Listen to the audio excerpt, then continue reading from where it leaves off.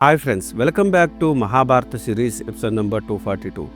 నా ప్రీవియస్ వీడియోలో మహాభారత యుద్ధం దాని తాలూకా పర్యవసానం అన్నది పూర్తిగా వివరించాను.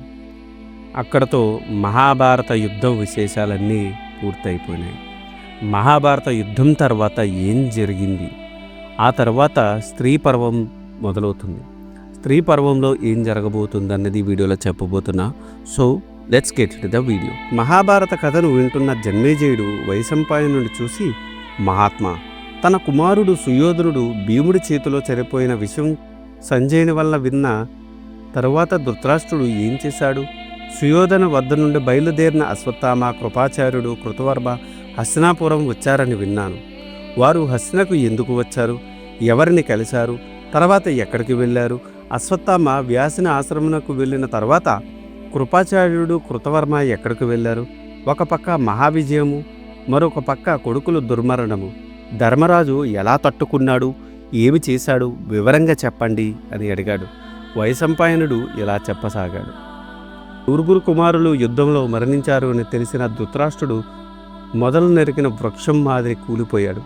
భరించరాని దుఃఖంలో మునిగిపోయాడు. అతని హృదయము కకావికలమైంది. దుఃఖభారంలో తను తానే కుమిలిపోతున్నాడు. ధృతరాష్ట్రుని చూసి సంజయుడు ఇలా అన్నాడు. ధృతరాష్ట్ర మహారాజా, ఏమిటి వెర్రి? ఎవరి కోసం దుఃఖపడుతున్నావు? నీ శోకానికి అంతులేదా? దుఃఖాన్ని వదిలిపెట్టి నేను చెప్పేది విను. కురుక్షేత్ర సంగ్రామంలో 18 అక్షౌహిక సైన్యం మరణించారు.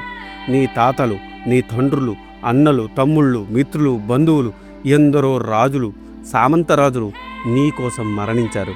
వారందరికీ దహన సంస్కారాలు చెయ్యాలి కదా. పద, యుద్ధ భూమికి వెళ్దాము అని అన్నాడు. దానికి ధృతరాష్ట్రుడు కదల్లేదు, తలబాదుకుంటున్నాడు.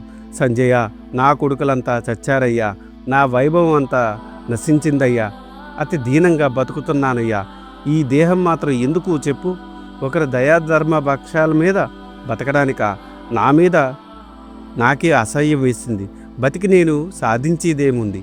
సంజయ, కృష్ణుడు సంధి చేయడానికి వచ్చినప్పుడు నాకు ఎంతో నచ్చ చెప్పాడు. భీష్ముడు, ద్రోణుడు నా హస్తం కోరి చెప్పారు.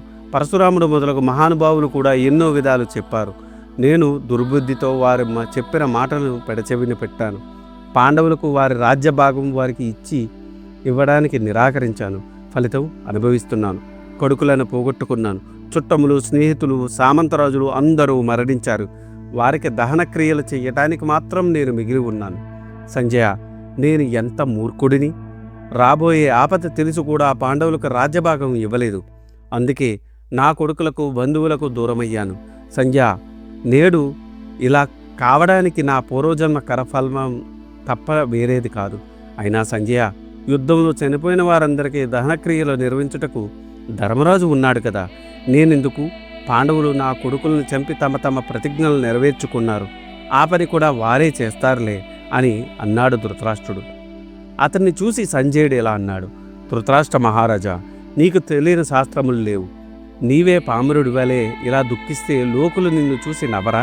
ఇంతకుముందు నేను నీకు సృంజయుని కథ చెబితే విన్నావు కదా. అభిమన్యుడు చనిపోయినందుకు ధర్మరాజు దుఃఖిస్తుంటే నారదుడు ధర్మరాజుకు సృంజయుని కథ చెప్పాడు. ఆ కథ విన్న తర్వాత కూడా నీవు ఇలా దుఃఖించడం తగదు. ఏమన్నావు? నీ మంచి కోరేవారు మంత్రులు చెప్పిన మాటలు వినలేదు అని అన్నావు కదా. నీకు నీ కుమారుడు సుయోధనికి మంత్రులు దుశ్శాసనుడు, కర్ణుడు, శకుని మీరేనా మీ మంత్రులు? మీరే నీకు హితులు అయితే ఇంక చెప్పేదేముంది? నీ కొడుకు ఎప్పుడూ ఎదుటి వారి మీద కత్తి దుయ్యడానికి ఇష్టపడ్డాడు. కానీ మంత్రాంగము వైపు ఎప్పుడైనా బుద్ధి మరల్చాడా? విదురుడు చెప్పింది విన్నాడా? పోనీ నీమేమన్నా అతన్ని కట్టడి చేశావా? అతనికి బుద్ధి చెప్పావా? అతని అకృత్యాలను ఆపగలిగావా? నీకు నీ కుమారునికి లోభత్వం బాగా మనసులో నాటుకుంది. అందుకే ఎవరి మాట మీరు వినలేదు. దానికి ఒకరిని నిందించడం ఎందుకు చెప్పు? అంతా నీ స్వయంకృత అపరాధము. జరిగిన దానికి ఈనాడు ఎంత వగిచినా ప్రయోజనం లేదు. కాబట్టి నీ దుఃఖం మాను.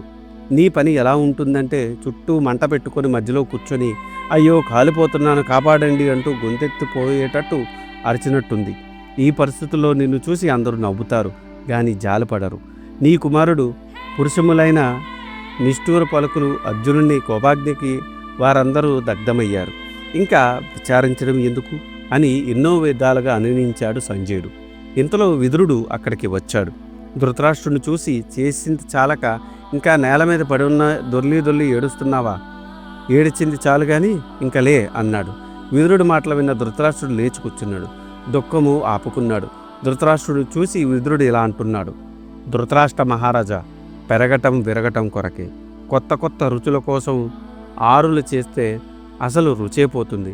పుట్టిన ప్రతి మనిషి చావక తప్పదు. ఎంత దగ్గరైతే అంత దూరం అవుతారు. ఇది ప్రకృతి సహజం. దీనిని తప్పించుకోవడం ఎవరి తరము కాదు. యమధర్మరాజు తన పాశముతో మనుషుల ప్రాణాలు తీయినప్పుడు వీడు ధనికుడు, వీడు పేదవాడు, మహారాజా, శూరుడు, పిరికివాడు అని చూడడు. మనిషి ఎలాంటి వాడైనా వాడికి చావు తప్పదు. ఒక యుద్ధం చేస్తేనే మనిషి చేస్తాడా? ఒకడు ఇలా చావాలి, ఇక్కడే చావాలి అని నియమం లేదు. వాడు ఎక్కడున్నా ఎలా ఉన్నా చావు తప్పించుకోలేడు. కాబట్టి చావును గురించి, చచ్చిన వారి గురించి దుఃఖించడం దండగా. నీ కొడుకులందరూ యుద్ధంలో మరణించి వీరస్వర్గం పొందారు, స్వర్గ సుఖాలు అనుభవిస్తున్నారు. కానీ వారి కోసం నువ్వు ఇక్కడ ఏడుస్తున్నావు. ఇది సరికాదు. కాబట్టి నీ దుఃఖము మానము. అయినా నీవు పండితుడు, జ్ఞానివి. నీకు తెలియనిది ఏమున్నది? మనిషి పుట్టిన తర్వాత బాల్యము, యవ్వనము, అందచందాలు, ఈ ప్రకృతి అందులోని పదార్థంలోని అన్నీ మిథ్య. ఆకాశతత్వం వలే కదా, ఏది స్థిరంగా ఉండదు. వాటి కోసం దుఃఖించడెందుకు? దుఃఖము సర్వ ఆనందములకు మూలము. తెలివిగలవారు ఎప్పుడూ దుఃఖించరు. కాబట్టి దుఃఖం వదిలి కాగల కార్యము గురించి విచారించు. మహారాజా, మామూలు మనుషుల ఆలోచన పరిధి చాలా తక్కువగా ఉంటుంది. అందుకే వారు చిన్న కష్టం వచ్చినా తట్టుకోలేరు. తనకు ప్రియమైన వస్తువు చేయి దాటిపోయినా, దక్కకపోయినా దుఃఖిస్తారు. వారి జ్ఞానం నశిస్తుంది. చెయ్యకూడని పనులు చేయడానికి కూడా వెనుదీయరు. కానీ పండితులకు, జ్ఞానులకు ఇది ప్రియము, అది ప్రియము అని ఉండదు. అన్నీ సమానంగా చూస్తారు అని అన్నాడు విదురుడు. ఇది ఈనాటి వీడియో. ఆ తర్వాత ఏం జరిగిందో తెలుసుకోవాలనుకుంటే మీరు నా నెక్స్ట్ వీడియో కోసం వెయిట్ చేయాల్సిందే. దానికన్నా ముందు నాదొక చిన్న రిక్వెస్ట్. నేను చేసే ఈ మహాభారత సిరీస్ వ్యాస భారతం నుండి కవిత్రయం అంటే నన్నయ్య గారు, తిక్కన గారు, ఎర్రాప్రగడ గారు తెలుగులోకి అనువదించారు. అదే ఈ మహాభారతాన్ని నేను మీకు యథాతథంగా అందించాలనే సదుద్దేశంతో ఈ వీడియోలు చేస్తున్నాను. ఏ జనరేటెడ్ ఇమేజెస్తో వీడియోస్ చేయడం కొంచెం కష్టతరమైన విషయం అయినప్పటికీ మన సనాతన ధర్మంలో ఉన్న మంచిని చెప్పాలనే ఉద్దేశంతో పూర్తి కథని ఈ వీడియోల రూపంలో అందించడం జరుగుతుంది. అందుకని మీలాంటి వారి సపోర్ట్ నాకెంతో ముఖ్యం. మీరు నన్ను సపోర్ట్ చేయాలనుకుంటే జస్ట్ మీ అభిప్రాయాన్ని కమెంట్ల రూపంలో తెలియచేస్తూ, లైక్ చేస్తూ, 10 మందికి షేర్ చేస్తూ మన ధర్మాన్ని 10 మందికి అందేలా చేయాలని కోరుకుంటున్నాను. ఈ వీడియో కనుక మీకు నచ్చితే do like, share and subscribe. Thanks for watching. జై సనాతన ధర్మం.